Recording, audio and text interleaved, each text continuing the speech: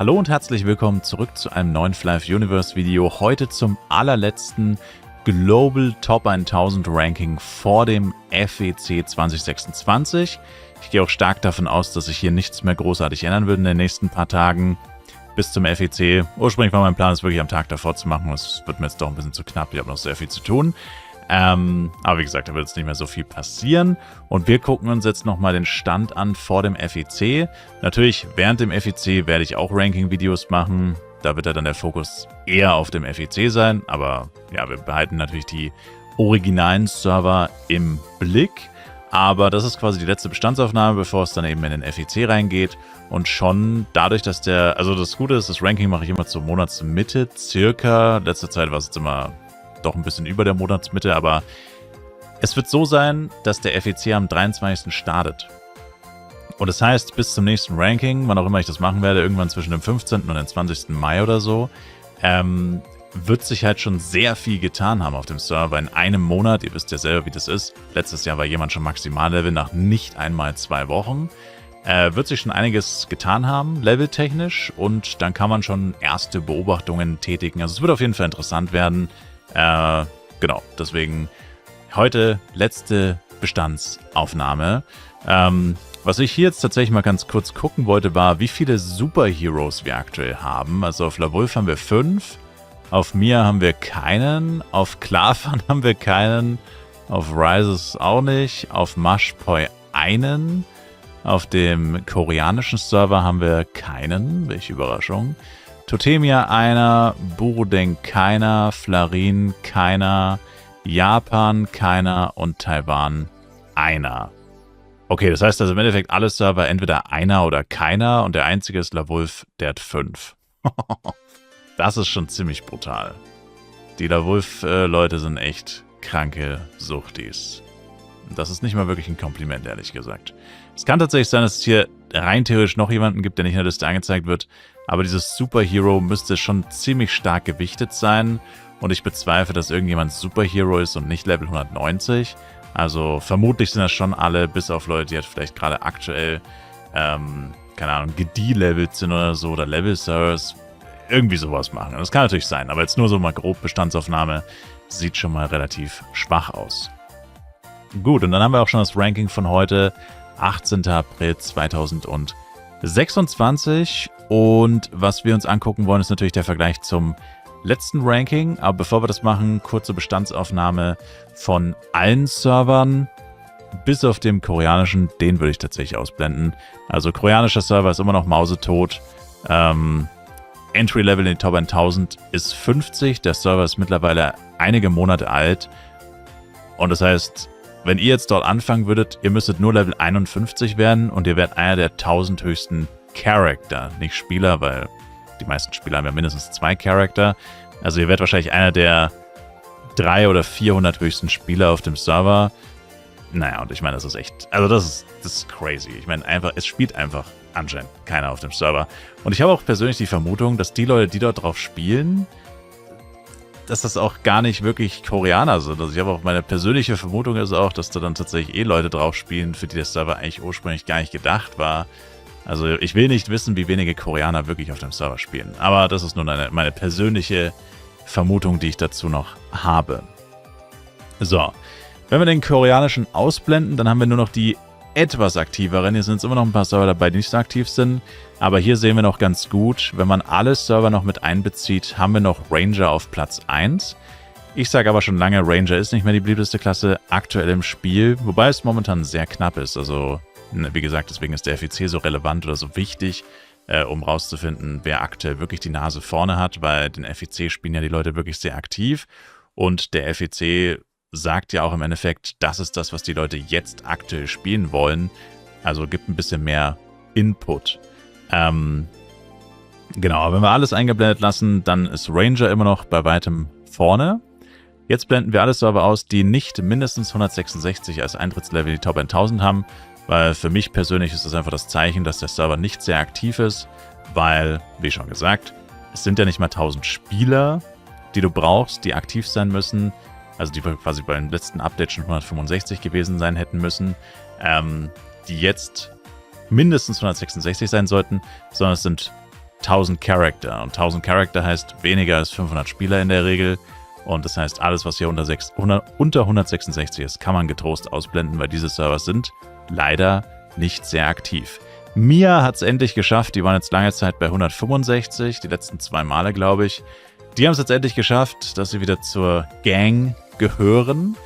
Spielt aber keine Rolle, weil, wenn mich das hier angucke, es ist zwar extrem knapp, aber es hat sich nichts geändert. Knight ist aktuell immer noch auf Platz 1, 868. Wir ignorieren Ringmaster übrigens, dazu komme ich dann gleich nochmal zu der Erklärung. Ranger ist Platz 2 mit 857, nur 11 dahinter. Ich wette, wenn wir Mia ausblenden, ja, dann ist der Unterschied größer. Also Mia hat es dafür gesorgt, dass Ranger wieder ein bisschen weiter vorne ist, weil es auf Mia mehr Ranger als Knights gibt. Dann haben wir Blade aktuell Platz 3, Psykeeper Platz 4, Elementor Platz 5, Billposter 6, Jester 7. Der Unterschied zwischen Billposter und Jester ist doch nochmal ganz schön gewaltig, muss man sagen. Tatsächlich hat auch Mia hier einen Extremwert. Mia hat 102 Billposter, tut also den Billpostern tatsächlich ganz gut, dass Mia jetzt wieder dabei ist. von der Betrachtung. Und Ringmaster ignorieren wir einfach deswegen, weil, wie schon gesagt, es sind ja gar nicht 1000 Spieler, es sind 1000 Charakter. Und das heißt, pro Blade, pro Elementor, pro Jester, pro bla bla bla bla bla, hast du ja immer einen Ringmaster dabei. Und deswegen sind die Ringmaster extrem verfälscht, weil du hast einerseits die Main Ringmaster, die tatsächlichen Ringmaster-Spieler, und dann hast du jeden Spieler, der auch noch einen Ringmaster hat. Und deswegen sind diese Zahlen nicht nur doppelt so hoch, wie sie sein sollten, sondern bis zu 7-mal so hoch. Also man kann davon ausgehen, dass die Zahl der echten Ringmaster ein Bruchteil davon ist. Heißt nicht, dass sie letzter sind. Ich könnte mir sogar gut vorstellen, dass sie nicht mal vorletzter sind. Aber wir werden es nie erfahren, weil das einfach unmöglich zu ermitteln ist. Natürlich sind andere Klassen auch doppelt oder so vorhanden. Also ich meine, ich allein habe auf Borodeng alle Klassen tatsächlich 3-mal in den Top 1000. Aber das spielt in dem Fall sozusagen keine Rolle, weil es ja alle Klassen 3-mal sind. Also das heißt, ich zähle im Endeffekt wie 3 andere Spieler sozusagen. Das gleicht sich dann auch wieder aus. Und in der Regel hat ja keiner irgendwie 12 Blades und eine M oder so. Also das ist ja doch eher selten der Fall. Meistens ist es immer ein Main plus eine M. Das ist so die Regel. Und die wenigen Ausnahmen, die dazukommen, die kann man ja wohl eher ignorieren. Ja, was sich sonst noch geändert hat, aber dazu müssen wir jetzt das letzte Ranking einblenden, sind natürlich die Max-Level-Charakter. Was ist dazugekommen? Also wir haben 129 neue Leute auf Level 190. Wie zu erwarten war, die allermeisten davon auf La Wolf. Auf La Wolf einfach plus 40. 40 Leute, die 190 erreicht haben im ziemlich genau letzten Monat. Die Gesamtzahl der 190er ist jetzt bei 643. Das ist schon wirklich heftig, muss man sagen. Dadurch, dass es Update erst ein halbes Jahr alt ist und es doch 25 Level waren, die hinzugefügt wurden, zeigt aber auch einfach, wie doch leicht es ist, dieses 190 zu erreichen. Anders als damals 165. 165 war, oder hatte ich zumindest das Gefühl, dass es deutlich schleppender war, wenn man bedenkt, dass es nur 5 Level waren. Aber bei diesen 5 Leveln hat es sich auch einfach so angefühlt, als wären sie komplett nutzlos.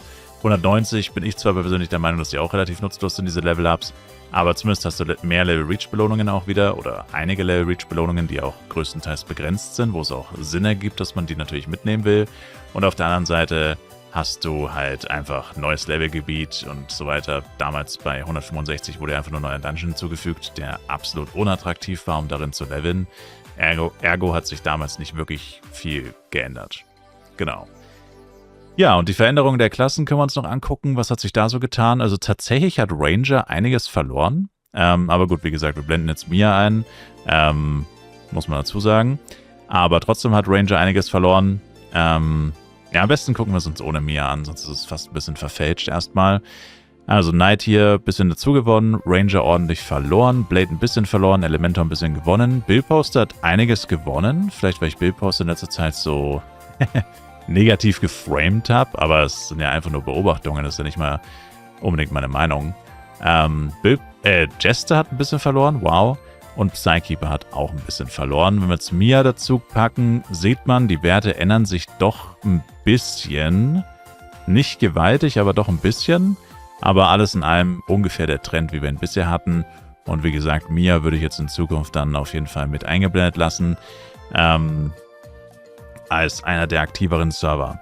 Ich weiß auch ehrlich gesagt nicht, was Scalas Plan ist für diese inaktiveren Server. Also Rises ist da wahrscheinlich noch okay. Keine Ahnung, wie viele Leute da tatsächlich drauf spielen. Aber hier die beiden absoluten Schandflecke, sage ich mal, Flarin und, also der koreanische Server sowieso, aber der japanische Server und der südamerikanische Server ist halt schon auch kritisch, weil ich weiß halt nicht, wie es den Leuten geht, die auf diesen Servern spielen. Weil da tut sich halt gar nichts. Also wir können auch mal nur die beiden hier einblenden quasi. Da tut sich halt quasi gar nichts. Ich meine, zieht euch das rein. -1, -2, -1, gar keine Veränderung. -2, +3, +3, gar keine Veränderung. +2. Hier unten ist es das gleiche. Hier haben wir sogar 4-mal keine Veränderung. Also da tut sich auch einfach nichts. Auch das Eintrittslevel in die Top 1000 ist immer noch 141 nach 30 Tagen. Das heißt, in 30 Tagen, wie viele Leute sind da auf 141? Wahrscheinlich 50 oder so. Oder ja, irgendwas in dem Dreh, irgendwas zwischen 10 und 50. Und kein einziger von diesen 141ern, das gerade mal wahrscheinlich 10 bis 50 Charakter sind, hat ein Level, oder nicht alle diese Leute haben ein Level abgemacht. Oder nicht mal 10 bis 50 Leute haben es geschafft, zumindest 141 zu werden, wodurch sich dann vielleicht, oder 142 zu werden, also auch neue Leute, wodurch sich dann vielleicht das Eintrittslevel um 1 erhöhen würde. Also nichts in der Richtung passiert. Also auf den Servern passiert makromäßig gar nichts. Heißt natürlich nicht, dass da keiner spielt. Es heißt aber, dass da so wenige Leute spielen, dass man es objektiv nicht erfassen kann, was dort passiert. Wohingegen du bei jedem anderen Server gut, nicht unbedingt mehr Bewegungen bei den Klassen hast, das vielleicht nicht. Aber hier, Borodenk zum Beispiel, Eintrittslevel Top 1000 ist um 2 gestiegen. Maximallevel-Spieler sind 9 dazugekommen. Und auf den beiden Servern hast du so gut wie keine Veränderungen. Ich meine, gut, hier sind mal 2 Leute auf 190 gekommen. Das ist tatsächlich eine relativ große Errungenschaft für den Server. Aber ich weiß nicht, was Scalas Plan mit diesen Servern ist langfristig, weil man ja schon merkt, dass die Leute immer eher zu den aktiveren Servern fliehen. Und ich weiß, ich habe es schon von ein paar Leuten gehört aus der spanischsprachigen Community, dass die Leute halt schon alle auch auf Mashpoi fliehen. Und dadurch macht es halt für die Leute, die bleiben, halt immer schlimmer. Also weil die Leute, die bleiben und festhalten, die sind im Endeffekt die Deppen. Und die Leute, die zum Beispiel über den FEC und dann auf Mashpoi oder Lavul fliehen, die sind dann raus, die sind dann quasi aus dem Gefängnis ausgebrochen sozusagen. Und die Leute, die zurückbleiben und sich denken, ach, das wird schon vielleicht oder vielleicht gibt es einen Plan für uns oder keine Ahnung, für die wird es immer schlimmer. Und ich frage mich einfach, was da so der Plan ist, weil wir haben offensichtlich zu viele Server. Vor allem im asiatischen Raum haben wir wahrscheinlich wirklich zu viele Server. Es gibt 7 asiatische Server, das ist offensichtlich einfach zu viel. Auch wenn natürlich die Kulturen, also wir haben Japan, Korea, Taiwan und 4-mal Philippinisch bzw. Südostasiatisch. Also es sind natürlich nicht die gleichen Länder, schon klar.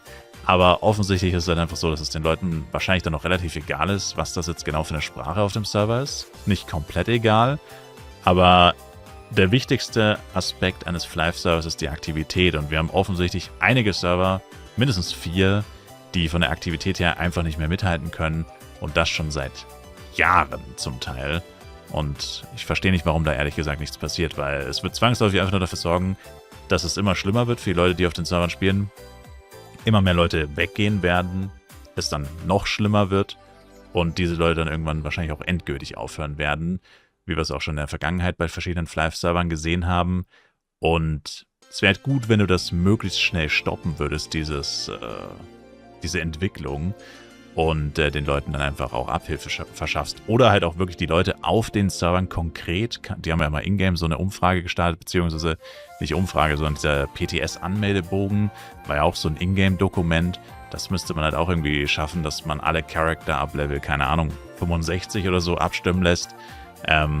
Was soll passieren? So einfach so eine Woche lang eine Abstimmung und dann kriegt man zumindest mal ein Stimmungsbild. Man muss ja dann nicht blind dann das machen, was in der Abstimmung rauskommt. Aber dann kriegt man zumindest mal ein Gefühl dafür, was wollen denn die Leute eigentlich, die dort spielen. Und das sind ja auch die Leute, die das Geld, sag ich mal, ausgeben.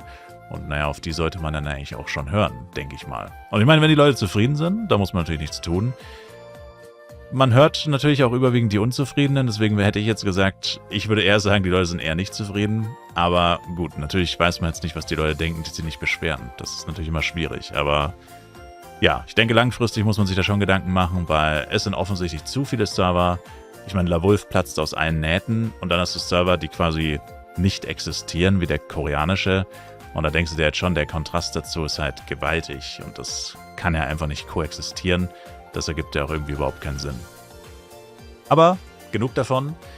Das war auf jeden Fall das letzte Ranking vor dem FEC. Ich blende nochmal alles ein, bis auf den koreanischen, den nicht. Und dann sehen wir nochmal die Gesamtwerte von allen Servern. Und ich bin gespannt, wie sich das entwickeln wird. Ich denke, Ranger wird endgültig seinen Posten verlieren. Also ich denke, Ranger muss jetzt wirklich endgültig den Platz räumen. Top 3, denke ich, wird Ranger bleiben. Ich denke aber nicht mehr Top 2. Also aktuell bietet er sich ja so ein Kopf-an-Kopf-Rennen mit Knight, wobei Knight jetzt schon länger eigentlich die Nase so ein bisschen vorne hat. Nicht gewaltig, aber ein bisschen. Und das ist schon mehrere Monate eigentlich, oder immer wieder auf jeden Fall. Und Ranger hatte davor gefühlt 2, 3 Jahre am Stück immer die Krone auf. Und ich denke, mit dem neuesten Update, weil Ranger jetzt auch nicht wirklich, oder beziehungsweise Crackshooter, die besten Buffs erhalten hat, die gewaltigsten Änderungen auch bekommen hat und viele Sachen bei ihm auch nicht so richtig Sinn ergeben oder funktionieren, je nachdem, denke ich schon, dass die Leute einfach auch weggehen von ihm, zum Teil auf andere Klassen umschwenken und ich bin gespannt, wie sich das entwickelt. Vielleicht liege ich auch falsch, vielleicht wird Ranger langfristig doch wieder die Nase vorn haben, aber ich denke, er wird sogar den 2. Platz räumen müssen für wahrscheinlich Blade, aber wir werden sehen. Danke fürs Zuschauen, lasst ein Like, Kommentar, ein Abo da und wie immer schaut gerne auch im Livestream vorbei. Twitch-Links in der Videobeschreibung. Bis zum nächsten Mal. Macht's gut, ihr Zweiten und ciao, ciao.